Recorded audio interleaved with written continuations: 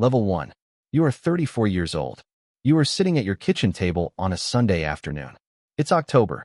The light through the window is the specific golden light of late afternoon in autumn. Your two children are upstairs. Your wife is in the living room reading. The house is quiet in the particular way that houses are quiet when nothing is wrong and nothing is urgent. You have, in front of you on the table, three things.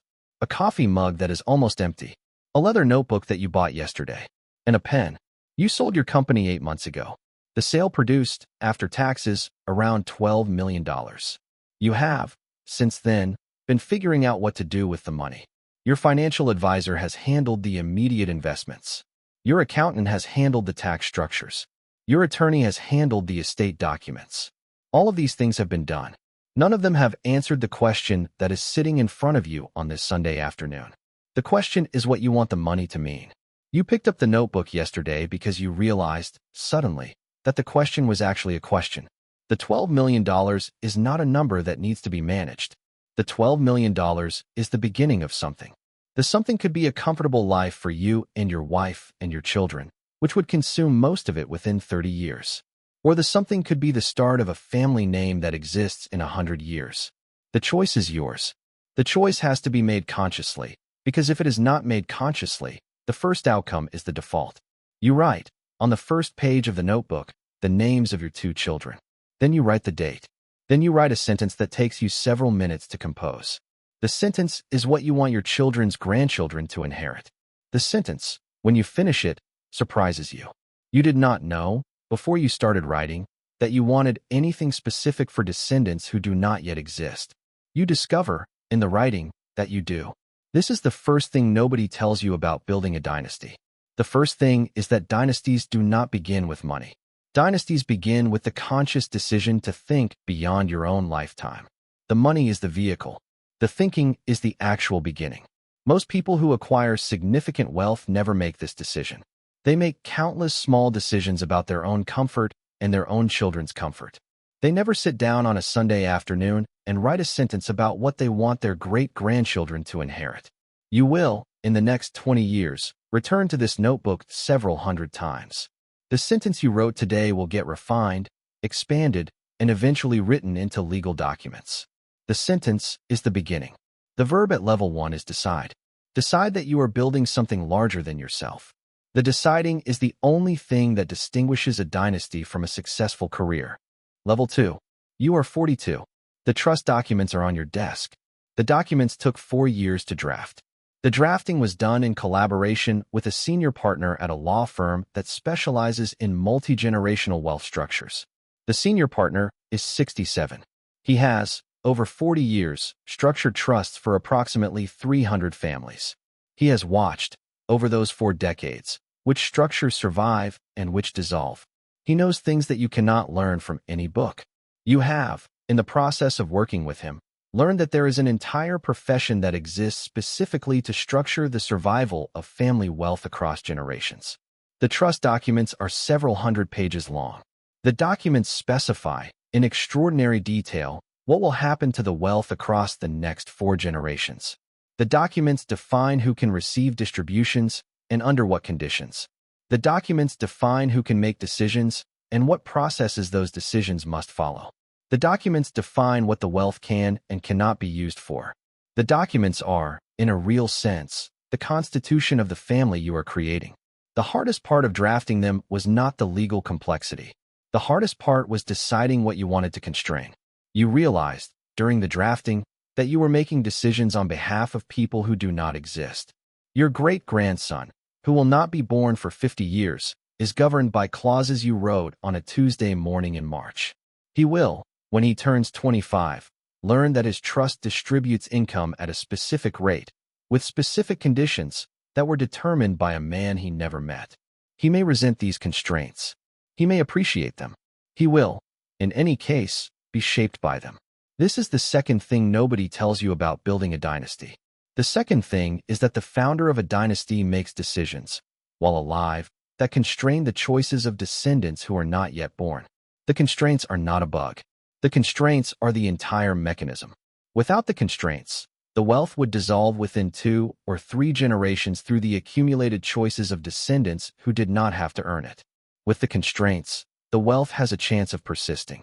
The constraints feel, when you are drafting them, paternalistic in a way that makes you uncomfortable.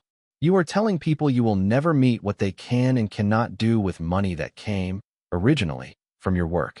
The discomfort is the founder's burden. Almost every founder of a successful dynasty has felt it. The ones who refuse to impose the constraints, in retrospect, watch their wealth dissolve. The verb at level 2 is constrain. Constrain the future deliberately. The constraints are the architecture of the dynasty. Level 3. You are 49. You are having a conversation with your oldest son. He is 21. He is home from college for the summer.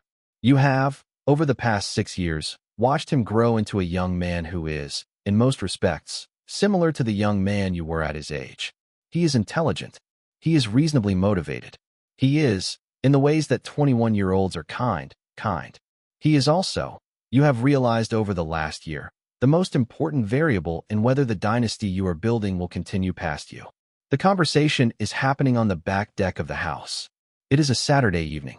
The two of you are drinking beers. The conversation is one you have been preparing for, mentally, for about 3 years. The conversation is about what the family is becoming. You explain, slowly, what the trust structure means. You explain what his inheritance will look like. You explain the conditions under which he will receive distributions. You explain that the conditions are not punitive. The conditions are the mechanism by which the family will continue. He asks questions. The questions are thoughtful. He asks why his sister, who is 6 years younger, will receive identical treatment despite different personality traits. You explain that fairness across siblings is, structurally, required. He asks what happens if he wants to do something the trust does not allow. You explain that he can always petition the trustees, that the trustees are required to consider his petition seriously, but that the structure is designed to prevent impulse decisions that would harm future generations. He asks, finally, whether you trust him to handle this. The question lands harder than you expected. You think for a long moment. Then you tell him that you trust him completely. You also tell him that trust, in family wealth, is not enough. The structures exist because every family that has lasted has needed structures. Trust without structure dissolves. Structure without trust calcifies. The two need to coexist. This is the third thing nobody tells you about building a dynasty.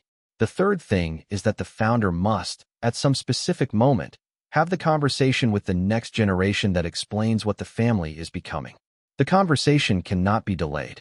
The conversation must happen before the next generation makes decisions that assume a different family.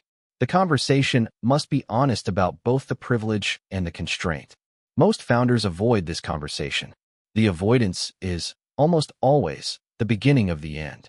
The next generation, never having heard the founder's intent, drifts. The drift, accumulated across decades, dissolves the dynasty. The verb at level 3 is transmit. Transmit the intent. The transmission is the second hardest thing you will do as a founder. Level 4. You are 57. The family office has been operating for 9 years. The office is small. 3 employees.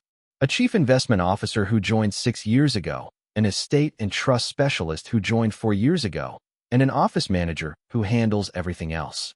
The office occupies the second floor of a building you own in your home city. The office is not, by any reasonable standard, a major institution. The office is, however, the operational center of a wealth structure that now manages approximately $70 million across various entities. The $70 million came from the original $12 million through 23 years of compound growth, strategic investments, and a few specific opportunities that you were positioned to take advantage of because of the structures you had already built. The $70 million is not, by the standards of large dynasties, significant. The $70 million is, by the standards of most American families, generational wealth. The office is doing something subtle that took you 15 years to fully appreciate.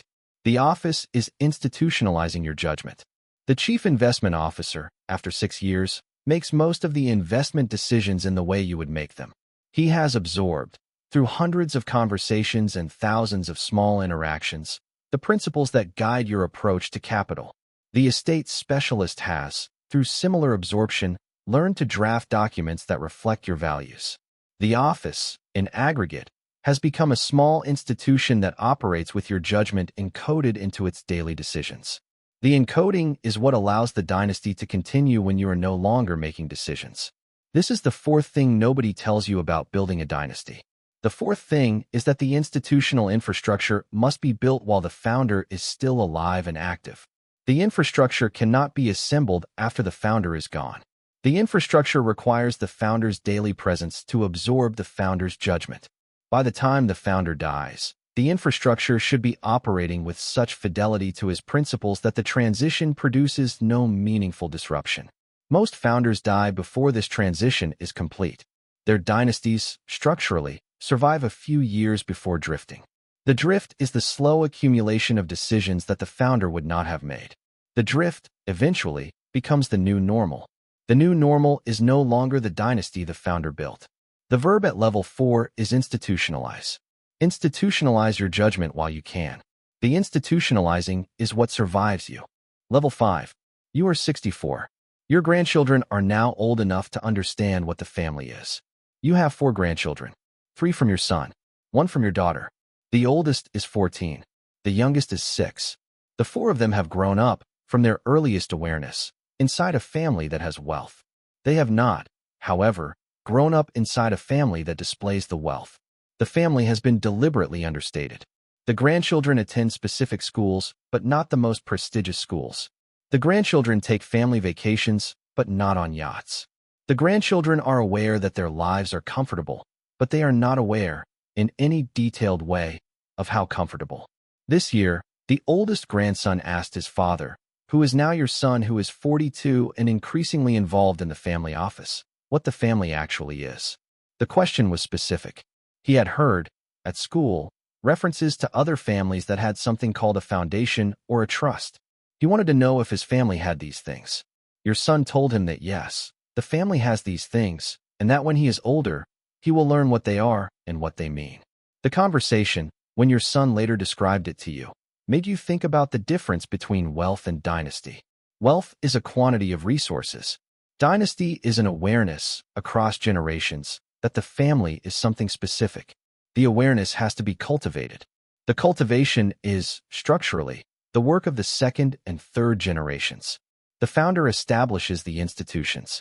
The next generations populate them with culture, traditions, and the specific memories that turn a family with money into a family with identity. This is the fifth thing nobody tells you about building a dynasty. The fifth thing is that the founder cannot, alone, create a dynasty. The founder can only create the conditions under which a dynasty might emerge. The actual dynasty is created by the descendants who choose, in each generation, to maintain the structures and add to them. The founder dies. The structures persist or do not, depending on what the descendants choose. You have, by the time your oldest grandchild is 14, become aware that what you are watching is the emergence of the dynasty or its slow dissolution. The emergence is not guaranteed. The dissolution is not guaranteed. The outcome depends on choices that are being made, every day, by people who are increasingly distant from you. The verb at level 5 is cultivate. Cultivate the next generation's relationship with what you have built. The cultivation is the slowest and most uncertain work of the dynasty. Level 6. You are 71. The family has its first internal conflict. The conflict is between 2 of your grandchildren, who are now in their late 20s. The conflict is about a specific investment that the family office has been considering. The 2 grandchildren have different views on the investment. The different views are reasonable. The different views are also, you have realized as you listened to them argue at the family meeting last month, the first sign that the family is becoming what dynasties become, which is a small organization of relatives with different interests who must learn to operate together. The family meeting was held at the lake house. The lake house, which you bought 30 years ago for what now feels like a small amount of money, has become the family's gathering place. Every July, all members of the immediate family come to the lake house for a week. The week includes one formal meeting where the family office reports on the year's activities and the family discusses major decisions. The other 6 days are vacation. The combination, which you established in the second year, has become a tradition that all of the grandchildren take for granted as part of how the family operates. The conflict at this year's meeting was, you noticed, handled with surprising maturity by both grandchildren. The two of them disagreed. They presented their positions. They listened to the other family members. They eventually accepted a compromise that neither of them entirely preferred. The compromise was reached without acrimony. You realized, watching the conflict resolve, that you were watching the family govern itself. This is the sixth thing nobody tells you about building a dynasty. The sixth thing is that dynasties require governance, and governance requires culture, and culture requires traditions, and traditions require time. The traditions you established, often without realizing they would become traditions, are now the mechanisms by which the family handles disagreement. The annual meeting, the week at the lake house, the specific way decisions are presented and discussed. All of these things are, in retrospect, infrastructure that you built without quite knowing you were building it. The infrastructure is what allows the family to continue functioning when individuals disagree. Without the infrastructure, disagreements escalate. Escalation, accumulated across decades, dissolves families. With the infrastructure, disagreements resolve through processes that everyone accepts. The verb at level 6 is govern. Govern the family through structures that outlast individual personalities. The governing is the achievement of the founder who survives long enough to see his structures tested.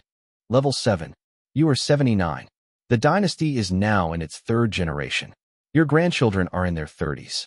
Your great-grandchildren are being born. The oldest great-grandchild is 4. The youngest is, as of this morning, 8 days old. You have, in your office at the family compound, a small wall on which you have placed photographs of every member of the family at every age. The wall shows the progression. The wall shows, in faces, what 50 years of conscious dynasty building has produced. The family now operates without your daily involvement. Your son, who is 58, is the chairman of the family office. Your daughter, who is 52, leads the family foundation. Your grandchildren are starting to take roles in the operational structures. You are, in any meaningful operational sense, retired. You attend the annual meeting at the lake house. You weigh in on the largest decisions. You spend most of your time with the great-grandchildren who do not yet know that you built the world they live in. You think, often now, about the Sunday afternoon when you were 34 and you wrote a sentence in a leather notebook about what you wanted your children's grandchildren to inherit. The sentence, you can see now, has been answered, not in the way you originally imagined. The sentence has been refined, expanded, and translated into structures across 45 years. But the underlying intent, which was that the family would be something coherent across generations, has been realized. The realization is not your achievement alone. The realization required the cooperation of everyone you brought into the family. But the founding intent, the sentence on the first page of the notebook, was yours. This is the seventh thing nobody tells you about building a dynasty. The seventh thing is that the dynasty becomes, eventually, larger than its founder. The founder dies. The dynasty continues. The continuation is, in retrospect, what the entire 50-year project was for. The wealth, the structures, the conversations, the traditions, all of these were instrumental. The continuation across generations was the goal. The goal has been met when the dynasty no longer requires the founder to function. You will die in some number of years. The exact number is unknown. When you die, the family will continue. The traditions will continue. The structures will continue. The great-grandchildren will grow up and have their own children, who will be your great-great-grandchildren. They will know that the family is something. They will not, in most cases, know your name. The not knowing is the success. The dynasty that requires people to remember the founder by name has not yet become a true dynasty. The dynasty that operates by its own logic, independent of the founder's memory, has crossed the threshold into permanence. The verb at level 7 is endure. The dynasty endures. The enduring is the achievement. The payoff. So let's pull this together. At level 1, decide. The conscious decision to think beyond your own lifetime. At level 2, constrain. The structures that govern descendants who do not yet exist. At level 3, transmit. The conversation with the next generation about what the family is becoming. At level 4, institutionalize. The family office that encodes your judgment for the future. At level 5, cultivate. The slow work of the next generation's relationship with what you built. At level 6, govern. The structures that allow the family to handle disagreement across generations. At level 7, endure. The dynasty becomes larger than the founder. Here is the thing nobody on YouTube will tell you about building a dynasty. Building a dynasty is not about money. The money is the easiest part. Money can be accumulated, structured, and grown through systems that already exist. What cannot be accumulated through systems is the intent, the structures, the conversations, the traditions, and the slow cultivation across generations that turns a family with money into a family with identity. The harder work is the work that money cannot do for you. Most wealthy families do not become dynasties. The reason is not that they lacked money. The reason is that they lacked the founder who made the conscious decision to build something larger than himself. The conscious decision is rare. The conscious decision is also free. Any person with significant wealth can make it. Almost none do. If you are watching this video and you have wealth that you have not yet thought of as the beginning of something larger, the message is that the decision is still available to you. The decision does not require more wealth. The decision requires a Sunday afternoon, a notebook, and a sentence about what you want your descendants to inherit. If you are watching this video and you have not yet acquired the wealth that would make this decision relevant, the message is that the dynasty mindset can precede the wealth. The thinking about what you want to build across generations can begin before you have the resources to build it. The thinking is, in fact, often what produces the wealth in the first place. Somewhere right now, a 34-year-old is sitting at a kitchen table on a Sunday afternoon. He has, in front of him, a leather notebook he bought yesterday. He is writing a sentence that surprises him. The sentence is about descendants who do not yet exist. He does not know, sitting at that table, that this is the first level of a ladder that, if he stays on it, will produce something that exists in 100 years. The ladder has 7 levels. The first decision is the hardest. If this video changed how you think about wealth across generations, hit subscribe. We have more videos like this on the channel, each one breaking down a different path that wealth takes through families and across time. See you in the next one.